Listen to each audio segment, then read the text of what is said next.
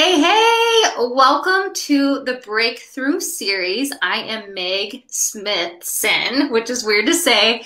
I'm a relationship repair coach, really focusing on reestablishing your self-worth and then really repairing the relationships that you have with others. The whole purpose of this platform is to really dispel the myth that success happens overnight, because it's no such thing. And I want you to see the nitty gritty that goes on behind the scene in the trenches. So I have amazing people on. Today I happen to have my friend Colin. Colin, welcome. Hi. And Colin and I, before he does his own intro, we were just laughing about this, how amazing it is when you can just connect with people and you meet people that have been a part of your journey for a long time and have seen the evolution and the transformation and stuff. So we met in New York when I was living in New York. He was not a year, but the class behind me in our health-based culinary school. And yeah, we just become close and stuff from there. So Colin, I want you to share with them who you are, what you do, what you're about. Go for it. Yeah. Well, hello, everyone. I have to actually wave to people, actually thinking like, okay, there's going to be people out there that probably going to wave back, Mm-hmm. So hi, everyone. I'm Colin Zhu. Man, where do I start? I am a human being here sent to this, or no. So I'm a very good friend of Meg, who I call Sock, and that is another story in itself. But yeah, we know each other for, like 10 years now. And I'm originally from New Jersey, based in LA.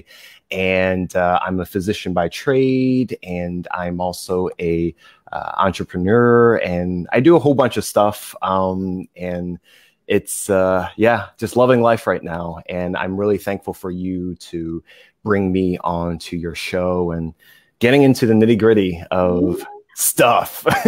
We have so much. We already talked for like 45 minutes prior to this, which is fun. That's part of the fun of connecting and being on each other's platforms and stuff. So part of true connection and leading into someone to either help guide you, coach you, be a doctor, be a chef, like you're all of those things, is to really see some of the struggles that they've been through. Because especially when you're of someone of your caliber, people put you on a pedestal and they think that you don't go through self-sabotage, that you haven't faced anything, that you were just birthed from the womb, perfection.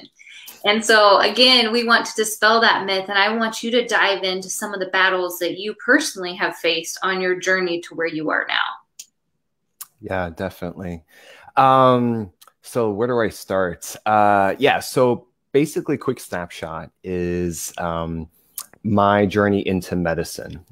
Started with my mom, and she has been, kind of the driving force between everything. And, if you ever meet my mom, she is very happy-go-lucky, blunt, very straight to the point, very Asian. More if you are aware of the phrase "tiger mom," she is like one level above that. And I've been very blessed, to kind of receive that, from her. So anyway, she taught me the values of compassion, empathy, looking at people in a very holistic manner. I didn't come from a long line of MDs. And so I went into medicine thinking I was going to marry East and Western philosophies of medicine. And I went into medicine not realizing that a lot of people are suffering from chronic lifestyle-related disease, heart disease, diabetes, cancer, things like that. And so my school didn't teach me enough, as, a lot of doctors would, agree and concur with that.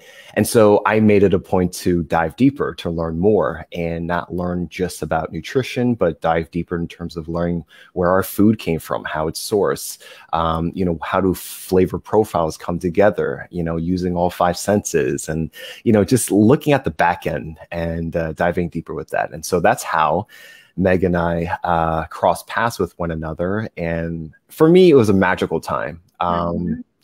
Being immersed there, living in the city, you know, for me, it was a hop, skip, and a jump away.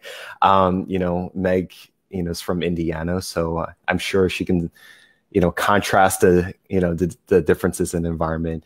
And from there, I just, you know, people ask me, why did I do it? You know, was it just a hobby and stuff like that? And I was like, no, it was really meant that, you know, I felt deep inside that, you know, I really needed to educate people and teach people. And at the same time, I was working on my own self-work around the same time. And it's been, you know, like a decade long now. And after, you know, I got trained in family medicine, family practice, I just went around, you know, the country, publicly spoke, demonstrated workshops. And then since then, I built a brand that started 4 years ago called The Chef Doc. And I wrote a book and hosted a podcast and or hosting. And so, yeah, I put myself in many different shoes because I'm a person that loves to just get into the thick of things and see what happens, you know. Well, I also think it's interesting because when we met, there were parts of our lives, because you said there was some personal stuff, you know, that we were going through. We met at a point where we were both hot messes in some ways, coming together to actually heal and allow ourselves to heal and to talk about things that people don't want to talk about, whether it's self-sabotage, you know, relationship struggles, self-worth struggles, and not really seeing your full potential. And I think, I know how powerful it is to have people like that in your life. People in your life that are that bridge that allow you to walk side by side to another side and not leave you. I think that that's part of coaching. I think that's part of what you do with helping people and truly caring and having that compassion versus me. It's all about me, because that happens a lot in your profession too. You've seen it. It's something that I know gets under your skin. But what have some of those inner battles been for you as far as getting to that doctorate level? I know what they are, but as far as like what things came up that you had to actually face and deal with? Yeah, thanks for the question. So there's a lot. I hope you're ready. So when you and I met, it was between medical school. So I did culinary school in between medical school and my residency training. And, you know, at that point, I was kind of still figuring out what kind of professional I was going to be, not necessarily in terms of what kind of specialist, right? Whether you're a primary care or a surgeon or a specialist or anything like that, not like that. It was more of, you know, who was I going to be? And that time I had about like 9 months of free time to play around with. And that's how, you know, I was able to do the whole curriculum. But I was still, you know, just starting to glean, you know, who I was and, you know, what my journey meant and what do I essentially do, you know, at the end of the day. And I dove deep, you know, I read, you know, a lot of self-help. I attended a lot of personal development conferences. You know, you were there, you had like mountains of books that you were going through and journaling and stuff. And so, yeah. And then, and it didn't start and end there. It continued, during training. I don't talk about this a lot. I do talk about it in my book. When I started my residency training, for those of you that are a doctor or know someone that went through the medical profession, everyone's different. I can't speak on everyone, but it's hard. It's challenging. It's difficult. It's one of the most rigorous times, you know, for a physician to be in. It's almost like a hazing process. I fell into depression my first year. And that was hard, you know, and I was still surrounded by my family who, you know, are really close to me. And I still felt like I couldn't get out type of feeling. After I completed training, I dove deeper in terms of like, how do I continue to evolve myself? And so I had battles of, for example, imposter syndrome, where, you know, from a physician standpoint, it's like, you know, this person has X number of certifications and degrees and does this and this amount of research and blah, blah, blah. And I was comparing myself to that, and I felt like I wasn't enough. Yeah, even in the beginning of my physician career, I worked as a traveling physician. And what that means is I went to different parts of the country and filled in the place of others that couldn't work to help out an office or a clinic. So someone that passes on, takes leave, maternity, I was there as a kind of like a substitute teacher, And so I did that for 5 years, after I graduated from my residency training. And yeah, I went through a lot of personal battles, with that, with relationships and professionally and stuff. But overall, I think the through line was I kept to myself. The common denominator was me at my core, spiritually and energetically, never changed. And if I ask my friends this, I actually, ask my friends this, the ones I've known like since the 6th grade, since college, have I changed over time? Because sometimes, when you go through college or go through a graduate, program or get into a certain career, certain people change, you know what I'm saying? And I was really relieved that I didn't. I felt like I didn't, but it's like I needed that outward perspective. And so the through line of it all was, I kept to myself. I remained authentic. I remained honest, because at the end of the day, no matter who I became professionally or publicly, I needed to know that I was being a role model, and whatever I was preaching, quote unquote, out there, that I walked it, what I'm saying? I walked it. I struggled with it. I triumphed through it, and I wanted to help others get through that. So my whole theme overall, the different things that you may or may not see, is the whole theme of it is thriving. And so for me, I needed to personally thrive before I can teach someone else how to do it.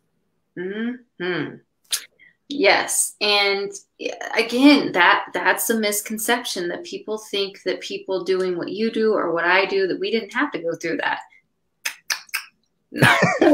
As you say, your through line, I mean, all of these things we do to ourselves first. We have to learn ourselves. And some of them we may not learn until further down the road, but it's like continuing to experiment, just like we learned in integrative nutrition, on yourself first, and then you learn, and then you can add on to that. I know that part of your, like I call this, how did you break up with the inner bully? Because what happens is, along this journey, and especially in the imposter syndrome, all of our not attractive thoughts come to the surface and try to keep you safe and try to keep you in this comfort zone. Like, no, you don't want to do that. That's too risky. So our bully comes out. And a lot of times we think we're being bullied from people outside of us, which, can happen too, whether it's family, whether it's friends, whether it's enemies in school. But what we do is we're playing them over and over again, and it becomes the soundtrack of our lives if we're not careful. And then you add that in with our own struggles, and then it's just playing 24/7 over and over and over again. So how did you break up with the bully? Like, what kinds of things did you invest in yourself to get through the effect? Yeah.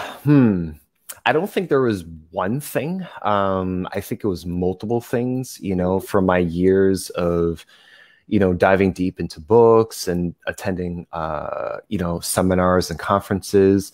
I think my closest family and friends help ground me. And that's, will continue to be the most humbling part of my journey. I think a big part of it was, this was way before COVID, was I traveled a lot. And if you know me, I love to travel. And I find that the world, is the greatest teacher. Whether if you're out in the world in your own backyard or literally, half a world away. And I've been blessed to, and fortunate and humble enough to touch every continent on the planet. And by doing that, by myself, by doing that, you learn through a lot of stuff. You learn, what makes you uncomfortable, what you can tolerate, not tolerate, who you choose to accept in your life and don't accept. It allowed me to reinforce curiosity. It allowed me to reinforce open-mindedness. Mm-hmm. And yeah, it was my greatest teacher, you know what I'm saying? And I'm humbled by it every time. And you get to see other people out in the world, their customs, their cultures, how they look at the world. And you also see reflections of yourself in that other person, Mm-hmm. you know? They're experiences that I will, kind of carry with me for the rest of my life. And, it's a magical place, you know what I'm saying? But it's also just as important to travel deep within yourself as well. And throughout that process, I journaled, and, a lot of it went into my book and, things like that. So I think traveling was a large part of breaking up with the bully, which I think it's a process. I think it's a practice. I don't think it's, unless you can turn off your mind, it's a constant, better managing system that you create in terms of like, quote unquote, suppressing it. So. Well, I was also thinking too, this was something I think that was left out, especially during your biggest struggles, your biggest battles. Around the time when we met, you had a coach. I remember you had a coach, and you had someone that, like, the power of coaching is for them to see something in you that maybe you lost sight of, or that you didn't know was there, or they saw the potential in you and they could help feed that, get you out of that funk. And I think that the power of coaching is one of the greatest investments that you can give to yourself, especially when you're in a funk. So I don't know if you want to talk about that at all, because I was like, Colin, Sure. you gotta say that. I know you had a coach. I've actually had 3, to be honest. I've had 3, and I definitely advocate therapy. I personally haven't had it, but I've had coaching, and I've had 3 of them. And they kind of served differently because my life over time evolved, right? But in the beginning, I was like, what am I doing? What am I doing? This is crazy, things like that. But I was struggling at that point. I was really at my lowest, I would say. And, I needed someone outside of my family, because if you come from a supportive family, they have their perspectives and opinions, but what's tied with that is emotions. There's an emotional energy that's tied with that, and that sometimes can create a very cloudy situation. And so the coach is more of an objective point of view. They don't really know you. They don't have emotions involved. They're not really a tie to you. And so, people come in different forms, there's different styles of coaching. The one that I have initially was more of a spiritual intuitive. So she was very energetically sensitive. She can, tap in, on a very, very deeper level without you explaining too much, So I thought that was kind of interesting. So everyone is different, but the point is that having someone there with you to kind of not necessarily hold your hand, but someone to kind of guide you as you're going through life is super important, super important. I personally can admit that I don't have everything figured out. I've had a lot of people that I needed to rely and depend on and needed their support. And I stand on the shoulders of others before me. So I can do, my personal best to serve others, but that doesn't, that needed to come, from assistance from others. There's no way that we can do what we do in this world without others. I think that's just, I don't know, a misconception, a myth, or, you're just lying yourself if you think, you are. That's too much ego you're in. So yeah, it's at that time I was able to let my guard down, be curious, be open-minded in order for that process to actually manifest the way it did. you know? So just like in relationships, if you have your guard up, your walls up, you're going to get one experience versus if you didn't, you know? No, and I think it's amazing, especially I think that this is a topic of conversation that doesn't get discussed that often. Because some of the people, for example, that I looked up to, I didn't realize they'd ever had a coach. They never talked about it. So I just thought, again, like I said, that they just were born this way and they didn't have the same struggles. So I think when people openly talk about it and talk about the investment versus the return, like, can you imagine, looking back at your life pre 3 coaches ago, how stuck you might still be? Because like you had said, your family has feelings that are attached. They have all your mistakes that are attached. They have all the mess ups, all the things that are still attached to that. So they're going to be more wary of you trying something new. They may want you to do it, but they're like, hey, remember that time? Where these coaches, they don't know that yet until you start sharing that information. They just see what you bring to the table for each call. And again, it's almost like they give you a lifeline of belief. Like, here you go. Just use this for right now. Let's see if it helps carry you over just a little bit versus staying stuck, you know, in the mind drama, the bully drama. Yeah. And if I may, I will share this is that, you know, I didn't grow up with a strong, you know, male figure. You know, I'm a first generation Chinese American. My parents are immigrants, and my father was not that role for me.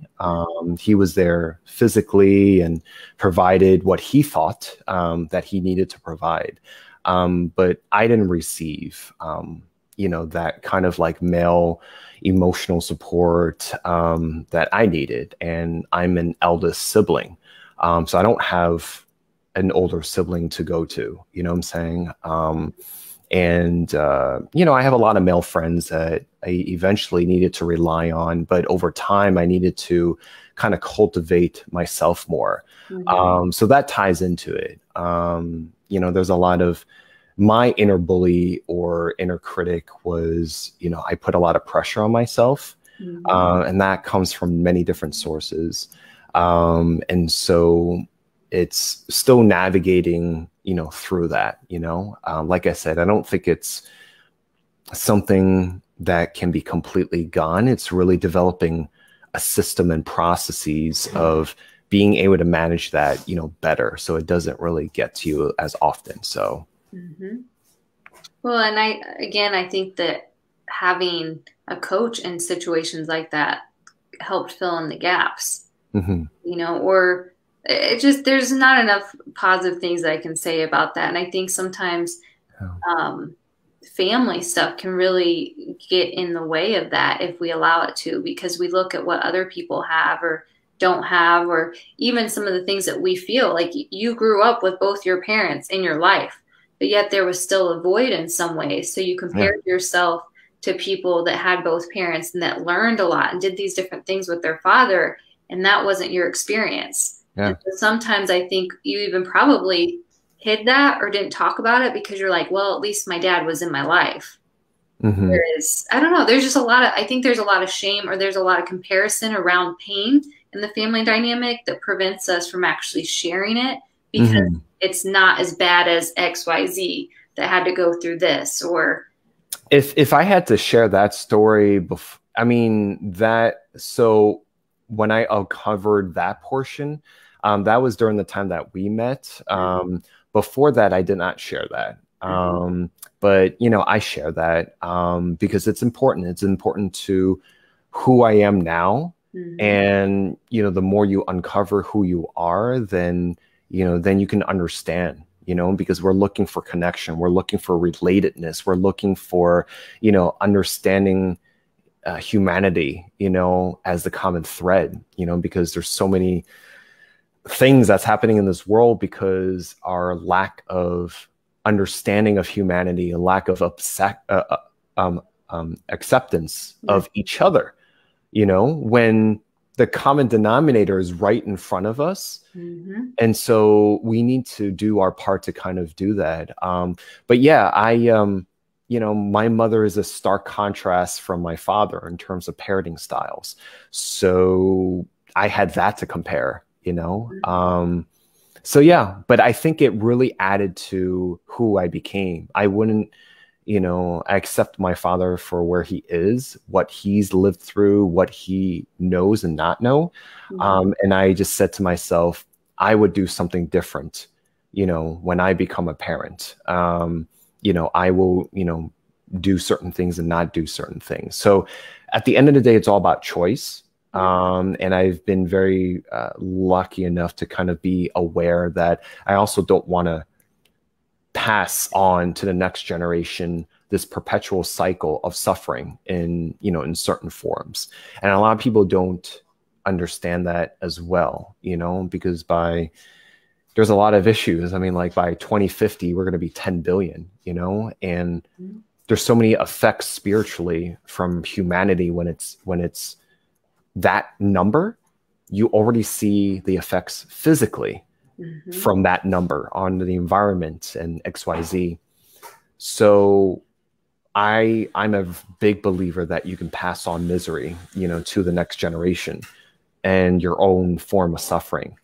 But you have to be aware of it first. You have to work on it, be aware of it, and then choose to pass it on or not pass it on, because it will get passed on whether you are, it or not, what I'm saying? So a part of it is your duty, to do that. Right. So, which is a lot to ask, but, it's just depending on whether you want that for the next generation. I personally don't want that. I don't even want that in my own, current, lifetime, let alone pass it on. So it's a lot of things, we can go so many different directions, but like, it's just understanding, because mental health is so important right now.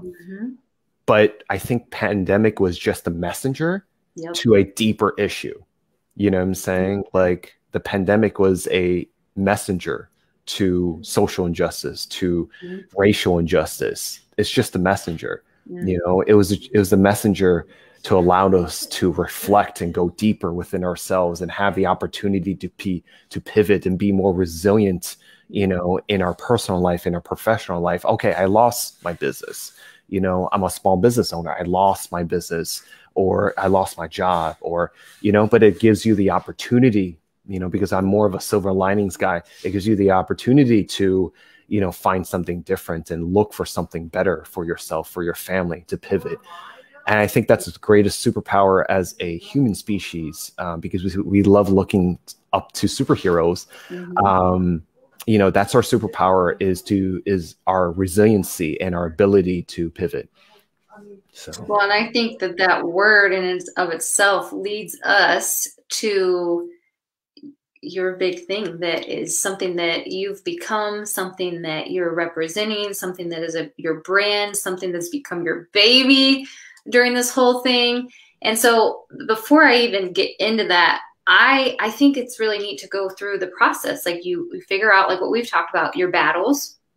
You figure out how to break up with them and how to get out of your own way and out of your own head so that you can do epic stuff in the world, like I'm about to share with what Colin's doing. So someone he's become, besides the chef doc, besides an author, besides an epic human being helping people live their best lives and to thrive, he is now officially, it's almost out there, a virtual summit creator. And so what that looks like, and I'm going to have him dive into it because this is an invite to you guys, is he's created a virtual summit during a pandemic. There's 5 different pillars. All of them start with an R. One of them is resilient. And another one I know is relationships, because I was a speaker on that. But they're all tools to really help you get out of your own way in those 5 different levels. And it's amazing. I'm already so excited and proud of you to see this thing, like that you had an idea and now it's like coming out into the world. So share with them what it is, the purpose, and how they can get their hands on it. Okay, here we go. So I'm very excited to let you guys know that there is going to be a summit coming your way on May the 5th. And it was very intentional. And it's called the THR5 Formula. It's under his name. Right? It's right there. And so the THR5 Formula is basically I like to describe it as it's a virtual summit at the end of the day, but how I would describe it to people is that it's a thriving masterclass series, and it's based off of the 5 pillars. Some of them do start with R, so it's relationships, resilience, community, Oh, I think they all start with food, R. food as medicine, and functional fitness. Why did I think they all start with R? I was trying to figure out how you were going to do those two. I'm like, Rex. RX, yeah, that's a really good one. So yeah, so the 5 pillars. So I chose these pillars because through my personal and professional experience that, I shared a little bit with you guys just now, I personally needed to thrive in my own life. I needed to, live, a very deep and fulfilling life on my own, not knowing that I was going to do this. But, I was like, why am I here? What am I, what is my purpose? And I just love life. I love living it. I love learning about it. I love tripping over it. I love making mistakes. I love failing. But what happened throughout that time was I kept going up. I kept getting up. I kept pushing myself forward. People continue to push me forward. And so, I started the Chef Doc 4 years ago. I wrote a book about thriving. I host a podcast. But my latest iteration with the summit came during the pandemic because I said to myself, how do I impact and inspire people more, right? Mm-hmm. As a physician, I really, really enjoy teaching and educating people on a one-on-one basis. But I felt like that was a very inefficient way to reach people. And so that's why I created my brand 4 years ago. The virtual summit is really to acknowledge that people are living in a virtual space. I love being in the world, in person, interacting with people. But I said to myself, what can I do more to impact people? And so I had this crazy notion of, doing a summit. And I just pretty much gathered 50 plus, it's officially 52 speakers, experts, passionate people like Meg, to really come on and help me do this because I knew that I couldn't do this by myself. Mm-hmm. And I take elements from a scientific medical conference that I enjoyed. I take elements from, a personal development conference that I enjoyed over the years. And I just really blended them together. So what you'll, get is, you have 50 plus hours of sessions talking about each one of those pillars. We talk about why we need to reestablish cooking as a lifestyle using, from a more whole foods, plant-based approach. We talk about why we need to continue to move, not necessarily to achieve an ultra marathon or to compete at a CrossFit Games, but how do we stay limber and flexible and maintain our physical bodies through life's day-to-day obstacles? We talk about relationships, our relationship with ourselves, our relationship with others, and, our relationship to something bigger than us. Mm-hmm. Resiliency, man, and an emotional and mental toolkit on how to combat things in front of us, people, events, life's curveballs, trauma, our past. Mm-hmm. We talk about community, how to be of service to someone else, how to lead by example. Mm-hmm. What is our environmental footprint? Things like that. So you get demonstrations, you get food demonstrations, you get fitness demonstrations, you get really, vulnerable talks, kind of like what we're doing right now. Mm-hmm. Almost exactly what we're doing right now. And it's powerful and it's there forever. It's not a one-time deal. It's not like a 1 week event. It's there forever. It's not a live event. They're all pre-recorded, but it's evergreen. You'll have lifetime access and it's there to help you. My hope is people come away with 3 things: inspiration, education, and practical tools on learning how to thrive. You know what I'm saying? And it's so much. So No, it's already awesome. Who was your guinea pig? Meg was he was very courteous in being our first, session. You're like, you want to be my guinea pig? I'm like, yeah.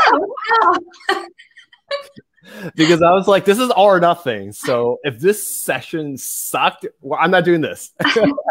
No. She was amazing, obvious, because she's amazing at what she does and her story. You guys know her, and we just dove deep into everything revolving around relationships. But we have a lot of other good speakers talking about just different things. The website is there. The website is oriented in a way where the speakers talk about, I have it listed what they're going to teach. And I think I know you're going to get a really, really unique experience, because personally, I haven't been to a conference. I created it from the perspective that I wish I had this when I was a medical student, when I was, a lot younger person, going into the world, because we came into life, without a instruction manual. And so I wanted to kind of curate an experience, a series for people that, at least offers a foundational, what I like to call a thriving toolkit, for people. And so, it's my first one. I hope you enjoy it. And it's a lot of fun. So.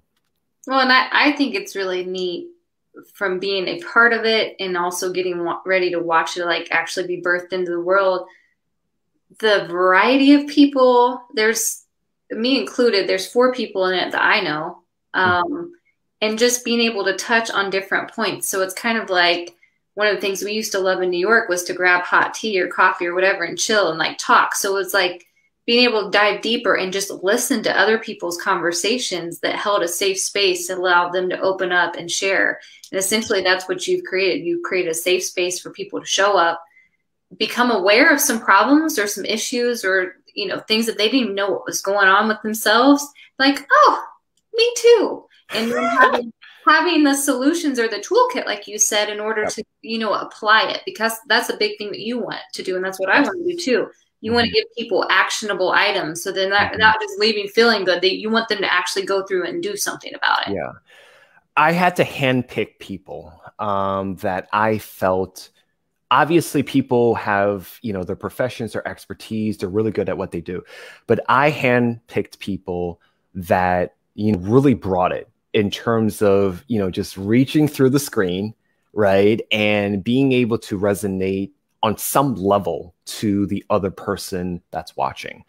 Whether it's, I wanted to learn incorporating more plants into my diet, for example, or, I'm not good at fitness, what can I learn from these guys? Or, I don't like to be vulnerable. I don't like to open up, but what are experts talking about, with that?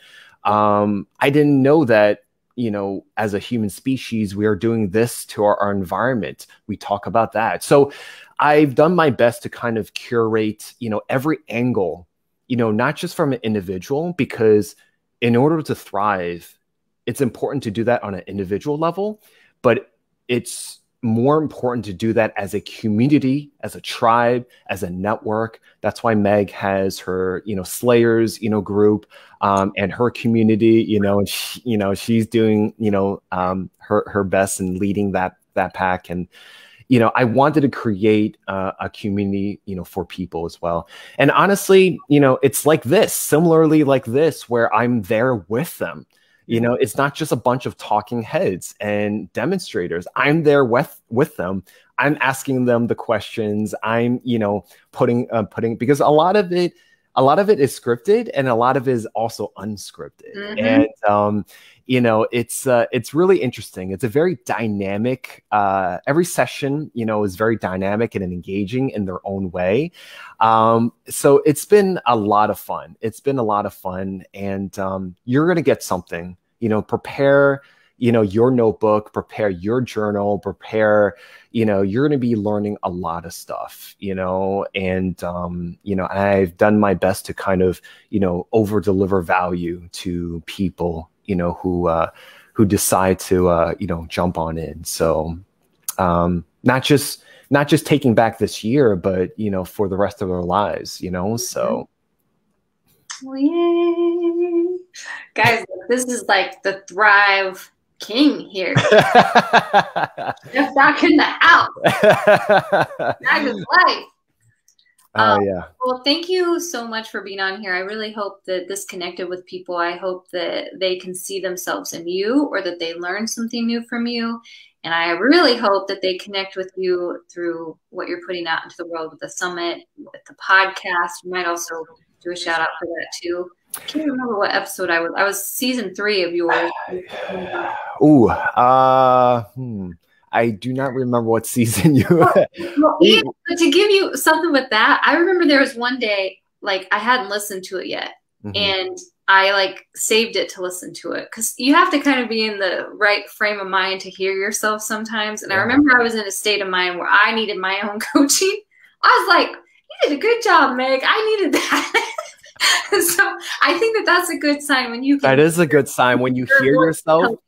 Yeah. When you hear yourself and you're like, because I think I was interviewed, similar to this, like 12 times last year.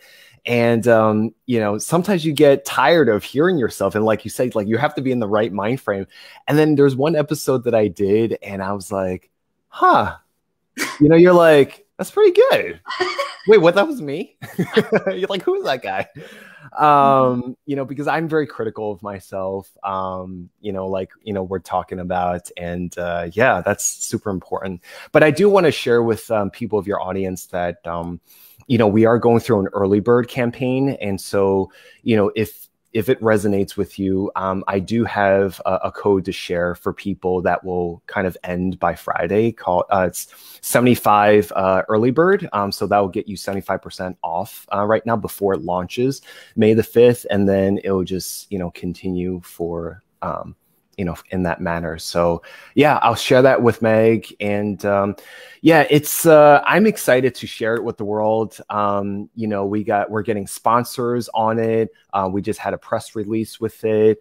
We have not 1, but 5 keynote speakers, 1 for every pillar. I wanted to make this as different as possible. And yeah, we have like ultra marathoners there. We have fitness trainers there. We have chefs there. Half of the speakers are physicians, dietitians, like so many great people, and they love what they're doing. And their main goal is really to, resonate and impact other people. I handpick people that aligned with, my mission on helping others to thrive. And, collectively, individually, we are, powerful, forces, but like together, oh man, together it's like a tsunami. So it's in a good way. So I'm excited to share with everyone. And I'm super excited that Meg was on it. So yay. Well, guys, look out for that. We will share the link to where you can grab that. And Colin, thank you so much. I am so grateful that we crossed paths back when we were hot messes. And how do you say it? It was a hot mess express, or we were riding the hot mess express right there. You have like the most interesting names. So fun. Well, guys, thank you so much. Stay tuned till next time, and we will definitely connect you with Colin. We love you. Bye. Bye.